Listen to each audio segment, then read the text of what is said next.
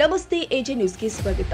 ದಾಂಡೇಲಿ ಸಮಗ್ರ ಅಭಿವೃದ್ಧಿ ಹೋರಾಟ ಸಮಿತಿಯಿಂದ ಇಂದು ಶಾಸಕರು ಆದ ಆರ್.ವಿ. ದೇಶಪಾಂಡೆ ಇವರ ನಿವಾಸದಲ್ಲಿ ಭೇಟಿಯಾಗಿ G+2 ಮನೆ ಹಾಗೂ ಗೃಹ ಮಂಡಳಿಯ ಮನೆ ನಿವಾಸದ ಬಗ್ಗೆ ಮನವಿ ಸಲ್ಲಿಸಲಾಗಿದೆ. 1100 ಮನೆಯನ್ನ ನಿರ್ಮಿಸಲು ಆಶಾ ಯೋಜನೆಯಲ್ಲಿ 2016ರಲ್ಲಿ ಫಲಾನುಭವಿಗಳಿಂದ 50,000ದಿಂದ 70,000 ಹಣ ನಗರಸಭೆಯು ತುಂಬಿಸಿಕೊಂಡು 2020ರಲ್ಲಿ ಮನೆಯನ್ನ ನೀಡಬೇಕಾಗಿತ್ತು. ಆದರೆ ಇಲ್ಲಿಯ ತನಕ 144 ಮನೆಗಳು ಸಿದ್ಧಗೊಂಡು 2 ತಿಂಗಳು ಕಳೆದರೂ ಕೂಡ ನಗರಸಭೆಯವರು ಮನೆಯನ್ನ ನೀಡಲು ಅನಾವಶ್ಯಕವಾಗಿ ವಿಳಂಬ ಮಾಡುತ್ತಿದ್ದಾರೆ.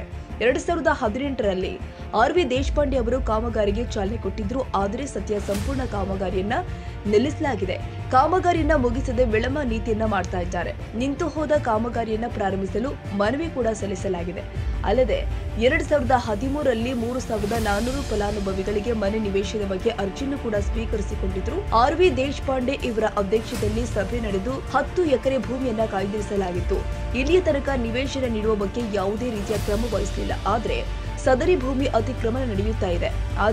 ಆದರೂ ಸಹ ನಗರಸಭೆಯವರು ಯಾವುದೇ ರೀತಿಯಲ್ಲಿ ಕ್ರಮ ವಹಿಸ್ತಾ ಇಲ್ಲ. ನಗರಸಭೆಯ ಪರ ಜವಾಬ್ದಾರಿಯಿಂದ ನಡೀತಾ ಇದೆ.